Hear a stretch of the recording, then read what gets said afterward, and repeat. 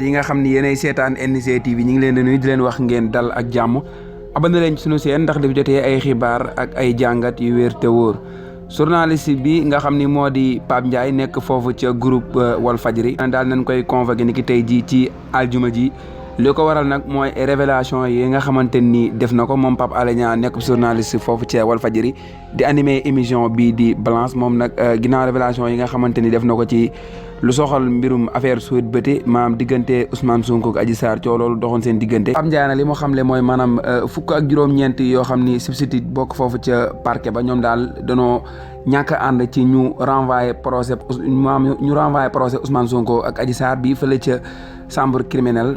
moom li mu xamle mooy daal juróom-ñeent ñoom daal nanguwun loolu wax jooju nag loolu moo waral ñu convoqué kii di Pape Ndiaye. leneen ci wàllum xibaar njiitum réew mi président de la république moom nag ni ki tey jii jot nañ ci ay xibaar bu ñu sukkandikoo ci Les Échos mi ngi xamal ni daal ki nga xamante ni moo di chef de l'état ginnaaw bu mu nekkee woon fële ca Sédhiou di fa amal li nga xamante ni moo di tournée économique am ni ki tey jii nag nar naa dem fële ca Daaka bu Medina Gounass nga xamante ni nar nañ koo tàmbali ci le 4 mars bi daal nar na faa jaari ñu fàttali ni moom njiitum réew mi nag ginnaaw tournée économique bi dina ñibbisi fii nii ci capitale bi di Dakar ci dimanche bi ñu dëgmal.